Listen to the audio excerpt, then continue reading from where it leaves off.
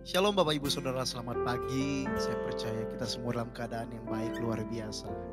Yang mengalami katakan amin. Pagi hari ini dengan kerinduan kita mau sama-sama menyembah Tuhan. Kita mau masuk hadirat Tuhan bersama-sama. Mari buka kedua tangan kita berdoa bersama.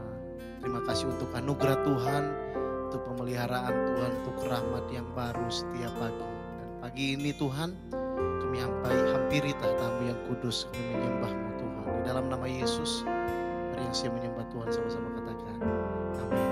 Angkat iman kita pagi hari ini.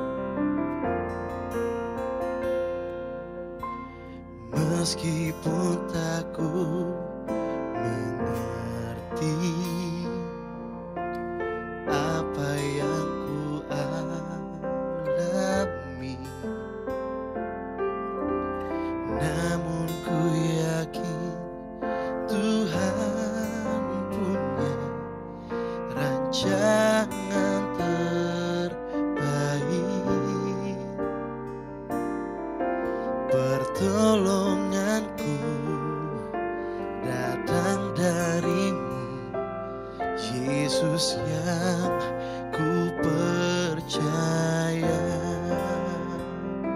Dengan iman sama-sama nyanyikan pujian. Yang tak mungkin bagiku, semua mungkin bagi-Mu. Hanya Engkaulah jawaban hidupku.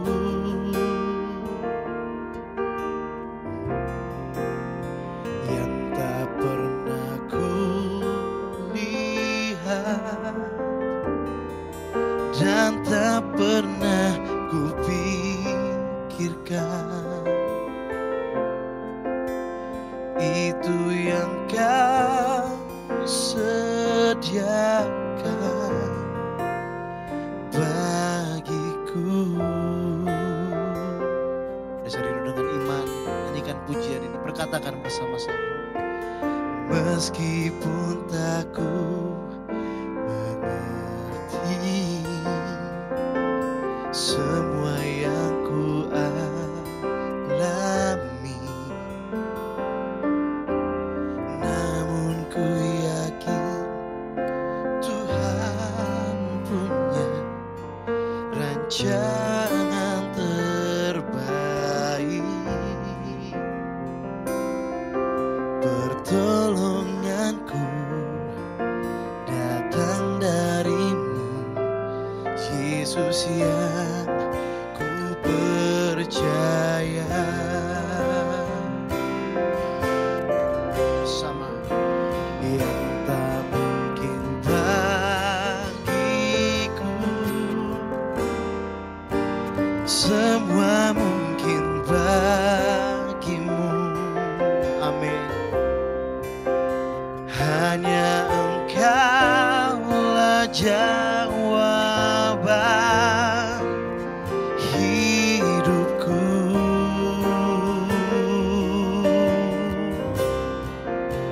Yang tak pernah ku lihat dan tak pernah ku pikirkan,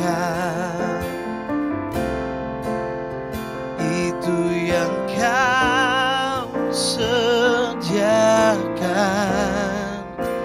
bagiku. Mari lebih lagi bersama Bapak Ibu Saudara dengan iman percaya. Mari katakan, yang tak mungkin bagiku, semua mungkin bagi-Mu. Haleluya. Hanya Engkaulah jawaban hidupku.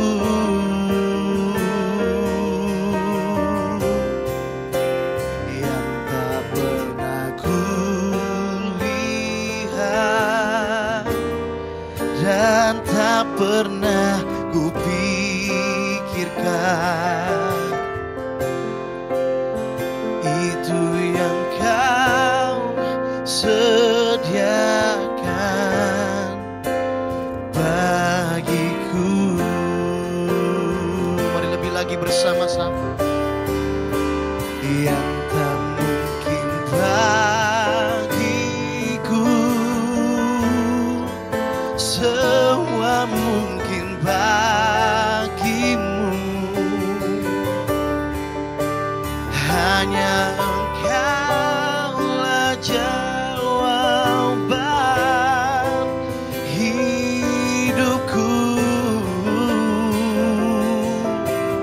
iman kami Tuhan, yang tak pernah kulihat dan tak pernah kupikirkan. Itu yang Kau sediakan bagiku.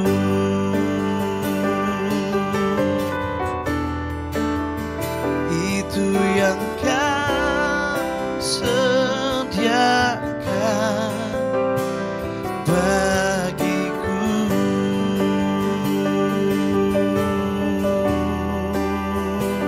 Mari pagi hari ini Bapak Ibu Saudara, apapun keadaan kita, percayalah Yesuslah jawaban hidup kita. Tuhan Yesus jawaban dari hidup kita pagi hari ini. Percaya, kami terima mujizat pagi ini Tuhan. Kami buka hati kami dan kami percaya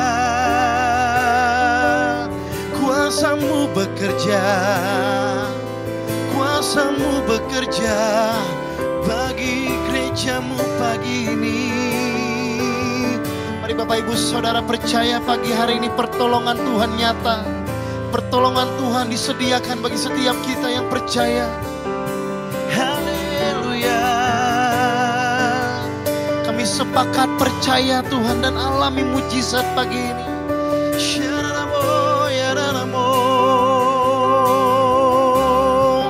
Tuhan kuasa-Mu bekerja, oh, bagi setiap kami. Haleluya, haleluya, haleluya. Oh, terima mujizat pagi ini, terima pemulihan pagi hari ini, terima kesembuhan pagi hari ini. Yesus, Engkau lakukan perkara yang ajaib bagi umat-Mu yang percaya. Haleluya. Terus sembah Dia lebih lagi pagi hari ini. Syaralamo ya nanamo, kinanamo ya rabashe.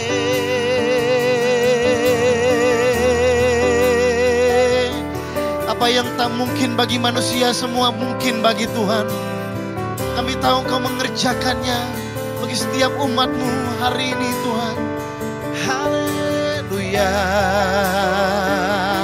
Segala kekhawatiran, segala ketakutan, segala kebimbangan, kecemasan Tuhan, di dalam nama Yesus, di dalam nama Yesus Engkau gantikan dengan kemenangan pagi hari ini. Syaralaba yaralaba syaranamo yaranamo. Haleluya, haleluya. Ku sembah Engkau Tuhan. Haleluya. Aku percaya Tuhanku ajaib.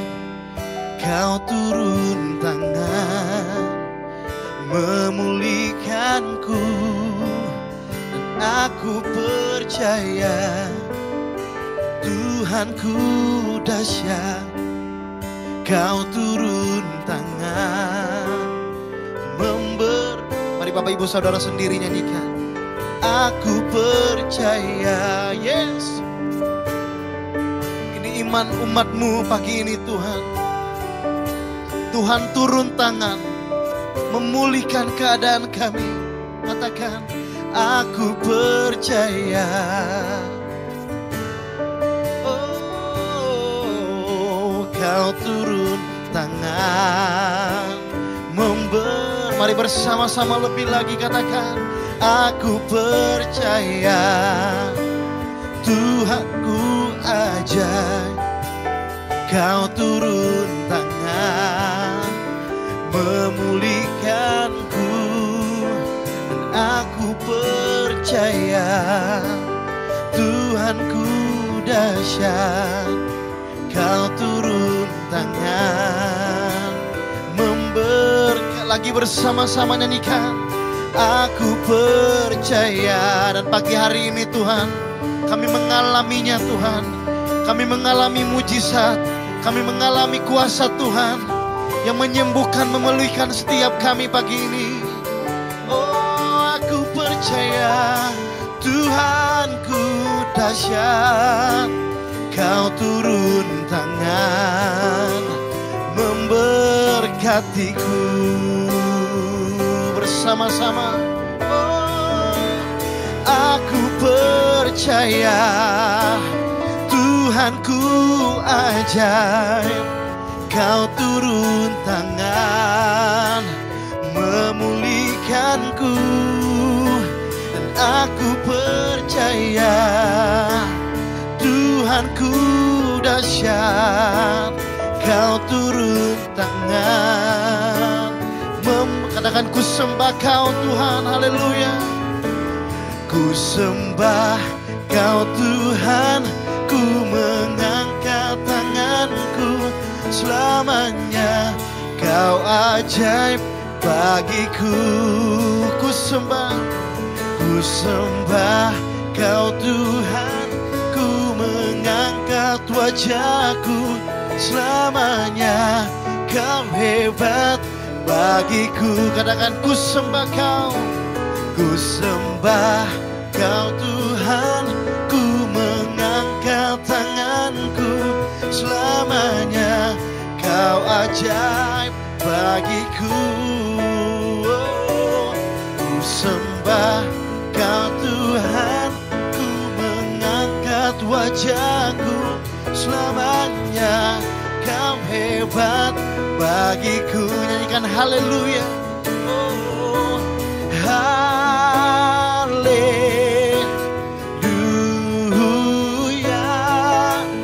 haleluya, haleluya.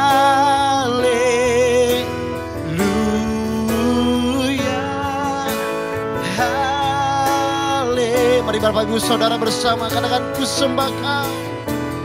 Ku sembah Kau Tuhan, ku mengangkat tanganku. Selamanya Tuhan yang kami sembah, Tuhan yang ajaib bagi kami. Oh, ku sembah Kau Tuhan. Selamanya Kau hebat. Sekali lagi bersama, ku sembah Kau Tuhan. Ku sembah Kau Tuhan, ku mengangkat tanganku. Selamanya Kau ajaib bagiku. Ku sembah Kau Tuhan, ku mengangkat wajahku. Selamanya Kau hebat bagiku. Nyanyikan haleluya. Yes. Haleluya,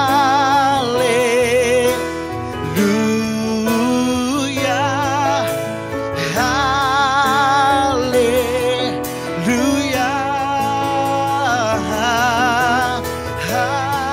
haleluya,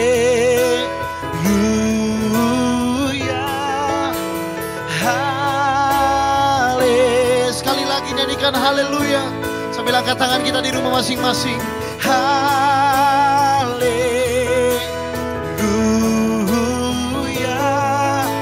haleluya. Kami nyanyikan Tuhan. Haleluya,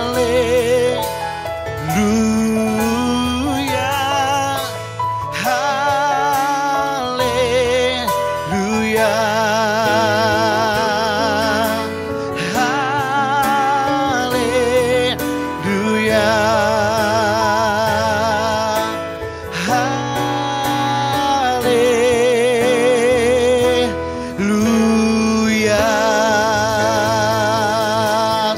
Sorak kemenangan lebih lagi. Sorakan haleluya, haleluya, haleluya. Kami percaya pagi ini kami sudah mengalami kesembuhan. Kami sudah mengalami pemulihan. Kami sudah mengalami mujizat Tuhan. Pagi hari ini kami semua umat yang berkemenangan. Haleluya, haleluya, haleluya, haleluya.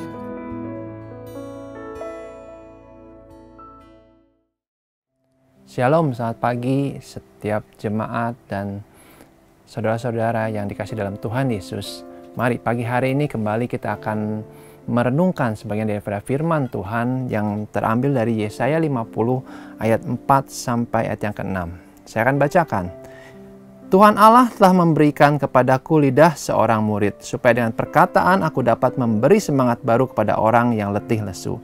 Setiap pagi ia mempertajam pendengaranku untuk mendengar seperti seorang murid. Tuhan Allah telah membuka telingaku dan aku tidak memberontak, tidak berpaling ke belakang. Aku memberi punggungku kepada orang-orang yang memukul aku dan pipiku kepada orang-orang yang mencabut janggutku. Aku tidak menyembunyikan mukaku ketika aku dinodai dan diludahi. Saudara, ayat-ayat ini sebenarnya merupakan suatu nubuatan tentang apa yang Tuhan Yesus kerjakan ketika Dia ada di muka bumi. Ya, di ayat 4 dikatakan bahwa Tuhan Allah telah memberikan kepadaku lidah seorang murid. Ya, Tuhan Yesus memulai kehidupannya dengan menjadi seorang murid. Ya, dalam Markus 1 ayat 35 dikatakan pagi-pagi benar waktu hari masih gelap ia bangun dan pergi keluar. Ia pergi ke tempat yang sunyi dan berdoa di sana. Saudara, pagi-pagi di Yesaya tadi dikatakan Tuhan mempertajam pendengaran. Dan juga di Markus 1 ayat 35 katakan Tuhan Yesus pagi-pagi benar dia berdoa. Dia mempertajam pendengarannya untuk dia mengenal Bapaknya. Ya. Dan saudara, kalau kita perhatikan, kalau saudara baca di dalam catatan Injil dikatakan bahwa ketika Yesus muncul di hadapan umum itu umur 12 tahun. Dia mengadakan perdebatan atau tanya jawab dengan para ahli Farisi waktu ia berumur 12 tahun di Bait Allah. Tapi setelah itu tidak ada catatan tentang apa yang Yesus kerjakan sampai ia muncul ketika ia kurang lebih berumur 30 tahun. Saudara, ketika itu Tuhan Yesus sebenarnya dia menjadi murid. Artinya apa? Dia belajar di sekolah orang-orang Yahudi saat itu untuk belajar kitab Taurat selama umur 12 sampai umur 30 tahun. Dan ketika dia telah selesai dalam masa pendidikannya itu, maka Tuhan Yesus lulus dan menjadi seorang rabi. Karena itu murid-muridnya memanggil dia rabi. Ya. Nah, sekarang kita mau lihat lagi ayat yang ke-6. Ya. Ayat yang Yesaya 50 ayat 6 menggambarkan bahwa apa yang Yesus lakukan di atas kayu salib. Aku memberi punggungku kepada orang-orang yang memukul aku dan pipiku kepada orang-orang yang mencabut janggutku. Aku tidak menyembunyikan mukaku ketika aku dinodai dan diludahi. Saudara, Tuhan Yesus ketika dia mengalami salib, dia disiksa, dihina, dan dia rela untuk melakukan hal itu. Ya. Kenapa? Karena Tuhan Yesus menjadikan dirinya sebagai hamba. Ya. Hamba seperti apakah Tuhan Yesus itu? Saudara, mungkin ada hamba yang bekerja melakukan sesuatu karena dia dibayar oleh uang. Atau hamba-hamba yang melakukan sesuatu karena dia diharuskan untuk melakukan hal itu. Karena dia berutang dan lain sebagainya. Tetapi kita mau belajar hari ini hamba seperti apakah Tuhan Yesus. Ya. Dalam ayat 5 dikatakan seperti ini. Tuhan Allah telah membuka telingaku. Saudara, kata membuka telinga itu bukan cuma berarti telinganya dibuka. Tapi ini adalah suatu ungkapan. Ya, suatu ungkapan. Apa sih ungkapan itu? Saudara, ungkapan itu dalam bahasa Indonesia contohnya misalnya buah bibir. Bukan artinya bibir kita keluar buah, tapi buah bibir adalah perbincangan banyak orang. Atau misalnya ada buah tangan atau oleh-oleh. Ya, itu bukan berarti tangan kita keluar buah, bukan. Tapi ada oleh-oleh yang diberikan oleh seseorang yang pergi mungkin keluar kota atau keluar negeri. Ya. Kata lain, suatu ungkapan contohnya mengangkat tangan. Ya, mengangkat tangan bisa berarti kita mengangkat tangan. Tapi juga bisa berarti udah menyerah. Udah nggak tahu harus melakukan apa. Dia menyerah mengangkat tangan. Ya. Kata membuka telinga dalam Yesaya 50 ayat 5 juga merupakan suatu ungkapan. Ya. Dan ungkapan ini berhubungan dengan Keluaran 21 ayat 2 sampai 6.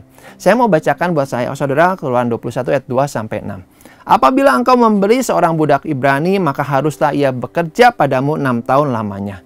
Tetapi pada tahun yang ke-7 ia diizinkan keluar sebagai orang merdeka dengan tidak membayar tebusan apa-apa. Jika ia datang seorang diri saja, maka keluar pun ia seorang diri.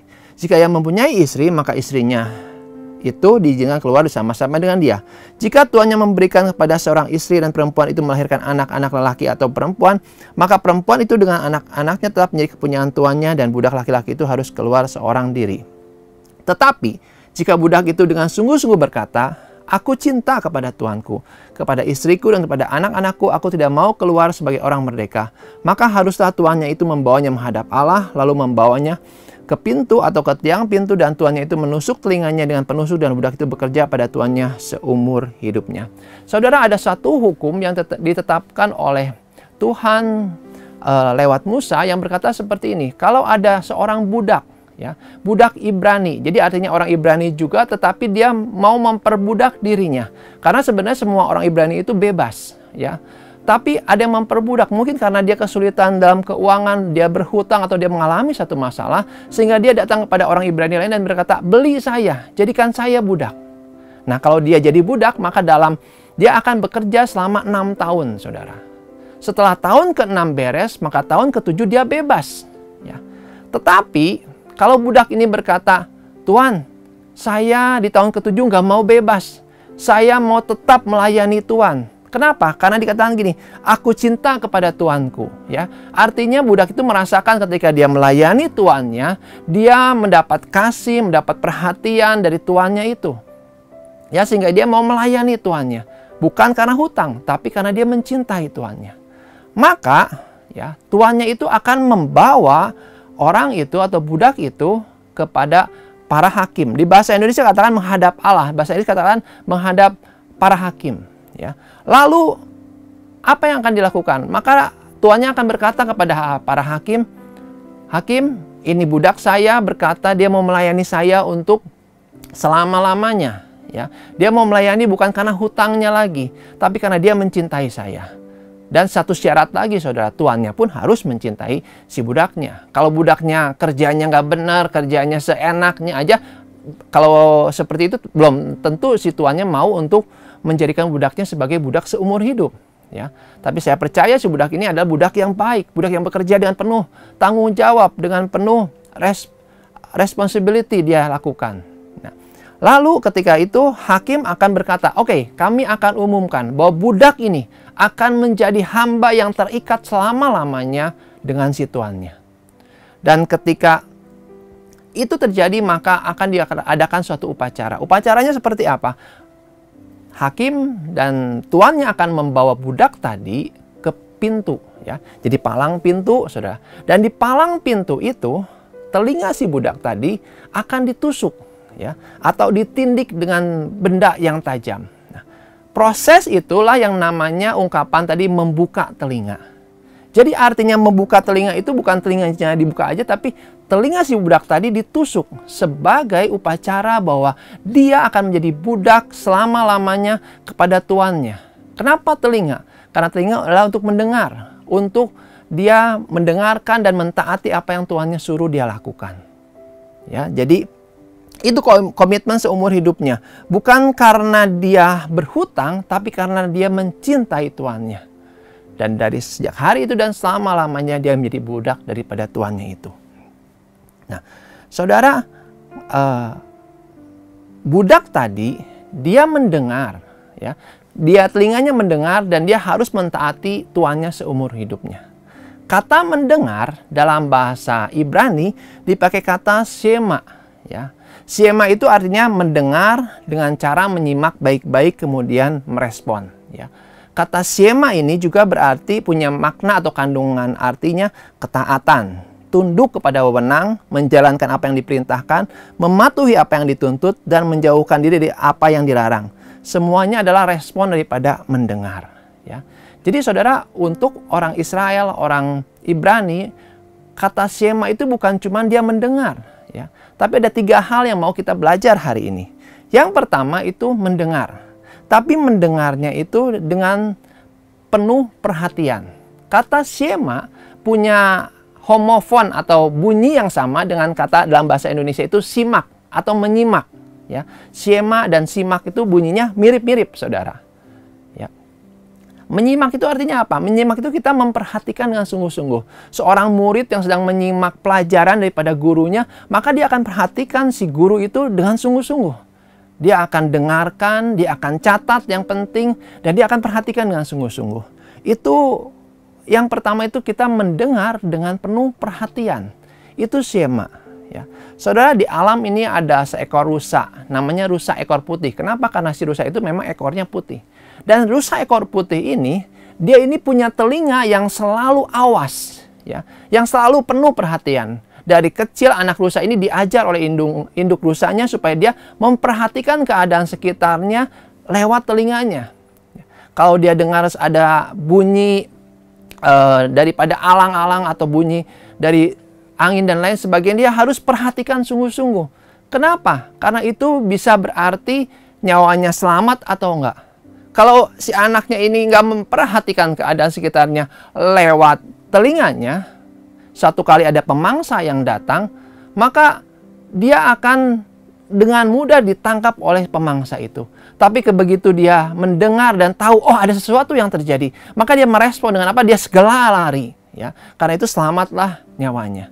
Jadi yang pertama, Shema itu berbicara mendengar dengan penuh perhatian. Ya. Berapa banyak di antara kita yang mendengarkan dengan penuh perhatian pada apa yang firman Tuhan katakan, atau pada apa yang orang-orang sekitar kita katakan. Hari-hari ini sering kali ya kita sulit untuk dengan penuh perhatian mendengarkan. Karena apa? Gadget ya, itu mengganggu sekali. Ya. Kadang kalau saya punya seorang anak yang paling bungsu, dia kalau udah pegang gadget, kadang dipanggil namanya pun nggak menjawab. Ya. Kenapa? Udah fokus sama gadgetnya, nggak dengar lagi apa yang dipanggil oleh orang tuanya. Sampai kadang harus dimarahi dulu, baru dia mendengarkan dan memperhatikan. Tapi biar setiap kita belajar untuk mendengar dengan penuh perhatian. Saat saudara dengar firman Tuhan, dengarkan dengan penuh perhatian. Simak baik-baik. Ya. Terus yang kedua bukan cuma kita mendengar. Shema ini berarti juga memberikan suatu respon. Ya. Respon itu bisa positif, bisa negatif, bisa netral. Ya. Kalau respon yang netral itu dalam Wahyu dikatakan suam-suam kuku, saudara. Nggak panas, nggak dingin. Itu yang netral. Dan Tuhan katakan yang netral itu dimuntahkan. Ya. Yang negatif berarti enggak, menolak. Ya. Tapi kita harus punya respon yang positif terhadap firman Tuhan. Waktu saudara mendengar firman Tuhan, biar saudara punya respon yang positif. Bagaimana kita berespon? Waktu saudara dengar janji Tuhan, mulai perkatakan, ya Tuhan, amin. Ya, saya terima janji itu. Ya, terima janji itu dan saudara akan lihat, saudara mulai mengalami janji itu terjadi. Mulai saudara catat janji yang Tuhan berikan. Saudara renungkan, saudara hafalkan. Ya. Dengan itu, kita merespon dengan benar. Maka janji-janji Tuhan itu akan menjadi bagian kita. Menjadi milik setiap kita. Ya. Nah, setelah kita punya respon yang benar, ya, kalau saudara dengar firman Tuhan, saudara mencatatnya, saudara mendengarkan dan menyimak dan mencatat, ya, saudara, catatan itu penting. Kenapa? Karena tulisan kita yang paling tipis sekalipun dengan pensil, itu lebih kuat ingatannya daripada ingatan kita sebagai manusia. Mungkin 1 tahun yang akan datang, saudara udah lupa apa yang saudara dengar hari ini. Tetapi kalau saudara punya catatan dan saudara baca lagi, saudara akan ingat lagi. Oh, Shema itu berarti pertama mendengar dan penuh perhatian. Yang kedua, saya harus merespon apa yang firman Tuhan katakan. Nah, tapi yang ketiga, Shema itu juga setelah kita memiliki respon, maka kita harus bertanggung jawab. Ya. Kata tanggung jawab atau responsible itu berasal dari bahasa Latin dengan 2 kata, yaitu responsum. Responsum itu artinya memberikan jawaban, memberikan balasan. Yang kedua, sponder, artinya berjanji. Jadi idenya itu adalah memberikan tanggapan seperti yang dijanjikan. Ya. Jadi maknanya adalah punya kewajiban moral untuk menyelesaikan tugas yang udah dipercayakan. Ya. Saya ambil contoh, misalnya ada orang disuruh, seorang hamba disuruh mengecat, ya, atau tukang lah disuruh mengecat kursi. Kalau dia adalah tukang yang bertanggung jawab, pertama dia akan dengar perintah. Dia punya respon. Apa responnya? Responnya dia akan siapkan semua alat-alatnya. Tapi kalau dia adalah tukang yang bertanggung jawab, bukan cuma dia siapkan catnya, siapkan untuk alat-alat yang lainnya, tapi juga dia akan menyiapkan, misalnya yang sederhana itu, akan dia siapkan tulisan, awas cat basah. Ya, kenapa? Karena dia tahu kalau itu kursi belum kering, catnya udah didudukin, nempel catnya di celana atau di baju orang. Ya, ini adalah contoh orang yang bertanggung jawab untuk melakukan tugasnya. Ya, satu kali saya ada kesempatan untuk melayani di Palu bersama istri saya mengadakan workshop tarian. Saya mendapat kesempatan untuk membagikan firman Tuhan di Palu di Toli-Toli. Nah, waktu kami sampai ke Palu, ya, kami melihat keadaan di Palu yang pernah terjadi 2018, itu gempa dan tsunami. Dan ternyata sangat mengerikan sekali kejadiannya. Dan ada satu cerita di mana satu gereja itu sampai pindah 1,5 kilometer dari tempatnya karena terjadi pergerakan tanah yang masif. Ya. Ada satu tempat yang cukup luas, tadinya terdiri dari beberapa kompleks perumahan, menjadi tanah yang kosong ketika kami lewat ke sana karena semuanya tertimbun oleh tanah yang bergerak. Nah, ketika kejadian itu, saudara, di bandara ada satu pesawat yang selamat. Ya, ada satu pesawat yang pas ketika waktunya terjadi gempa itu sekitar pukul jam 6 sore, pesawat itu udah take off, udah berhasil take off. Ya. Yang saya mau ceritakan adalah di menara penjaga, ya, di menara penjaga, ketika pesawat itu take off jam 6 itu juga terjadi gempa. Ya. Tapi ada seseorang yang dia punya tanggung jawab.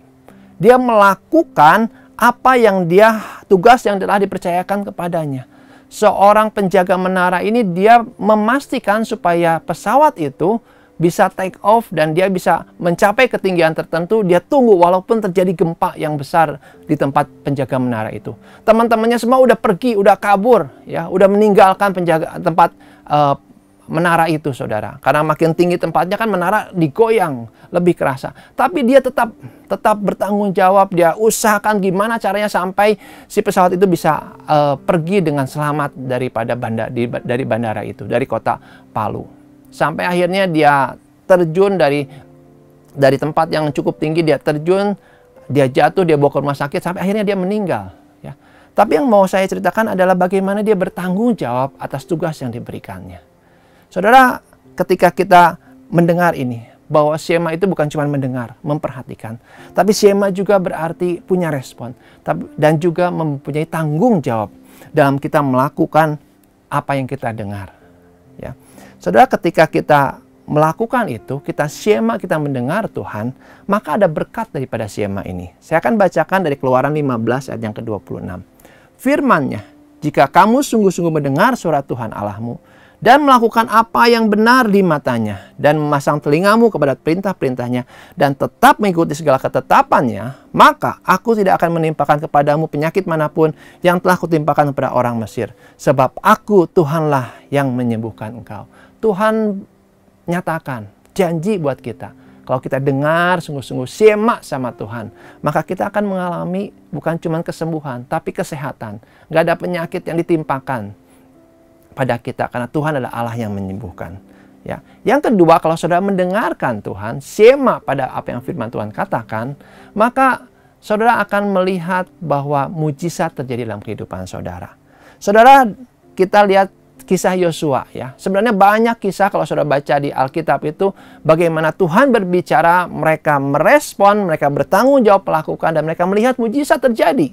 Ya, tapi kita ambil satu contoh dalam Yosua. Yosua 6 ayat 2-3 dikatakan gini, berfirmanlah Tuhan kepada Yosua, ketahuilah, aku serahkan ke tanganmu Yeriko ini, beserta rajanya dan pahlawan-pahlawannya yang gagah perkasa.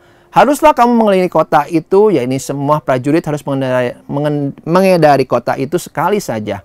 Demikianlah harus kau perbuat 6 hari lamanya. Dan 7 orang imam harus membawa 7 sangkakala tanduk domba di depan tabut. Tetapi pada hari yang ke-7, 7 kali kamu harus mengelilingi kota itu sedang para imam meniup sangkakala. Apabila sangkakala tanduk domba itu panjang bunyinya dan kamu mendengar bunyi sangkakala itu, maka haruslah seluruh bangsa bersorak dengan sorak yang nyaring, maka tembok kota itu akan runtuh. Lalu bangsa itu harus memanjatnya masing-masing langsung ke depan. Saudara, Tuhan kasih perintah sama Yosua. Yosua, ini Yeriko. Saudara, tembok Yeriko itu sangat tebal, ya, 2 lapis. Bahkan Rahab dia bisa bikin rumah dalam tembok Yeriko. Sangat tebal, ya. Ada beberapa kereta kuda bisa melewati tembok itu. Ya. Tuhan berkata sama Yosua, Yosua, kalau kamu mau menang, lakukan ini. Jadi setiap hari selama 6 hari itu kelilingi Ya. Diam, kelilingi aja selama 6 hari. Hari yang ke-7 kelilingi, tapi 7 kali kelilinginya. Lalu terakhir tiup sangkakala dan bersorak-sorai. Ya. Saudara, kalau kita mendengar seperti itu rasanya gimana caranya tembok yang besar itu bisa runtuh? Ya. Kita cuma keliling, nggak ada yang dilakukan rasanya. Nggak ada sesuatu yang kita kerjakan. Wah, misalnya pakai pahat temboknya dipukul. Nggak kita lakukan seperti itu. Tuhan suruh cuma kelilingin aja. Ya. Lalu Yosua ambil respon apa? Dia taat. Ya, dia siapkan pasukan, dia siapkan seluruh orang Israel yang akan bertempur, lalu dia mulai lakukan itu. Saudara, hari pertama mungkin dikelilingi. Ya, saudara harus tahu bahwa tembok Yeriko itu dikelilingi itu nggak harus sehari semalam dikelilingi, enggak. Mungkin paling 2-3 jam udah beres. Ya, mungkin ada istri yang tanya sama suaminya yang pergi berperang, "Papi, udah beres perangnya?" "Belum, baru juga hari pertama." Ya, keliling, ya. Pulang, nggak ngapa-ngapain. Hari kedua seperti itu juga. Saudara bisa bayangkan, respon seperti itu, orang-orang di Yeriko tadi, ya, ketika dia mendengar atau melihat hal seperti ini terjadi, maka mereka tadinya awalnya takut. Waduh, ini orang Israel, katanya Tuhan menyertai. Ada hal-hal yang dahsyat yang terjadi dalam perjalanan mereka sampai ke sini. Ya. Tapi ketika mereka melihat ini hari pertama cuma keliling kayak gitu, nggak terjadi apa-apa. Hari kedua ngapain? Dicemooh pasti, saudara. Diteriakin. Ya. Waktu jalan keliling gitu, orang-orang di Yeriko tadi di atas tadi, wah, nggak akan bisa runtuh kalau cuma di jalan seperti itu mah. Ya. Mungkin dicemooh, mungkin dilempari batu, mungkin dilempari kotoran dan lain sebagainya. Ya. Diteriaki, dihina. Tapi apa yang mereka lakukan? Mereka terus taat. Mereka terus merespon dengan benar. Ya. Mereka ikuti apa yang Tuhan katakan. Mereka bertanggung jawab melakukan apa yang Tuhan katakan. Dan ketika hari yang ke-7, putaran yang ke-7, mereka bersorak-sorai. Sangkakala dibunyikan, mereka bersorak-sorai.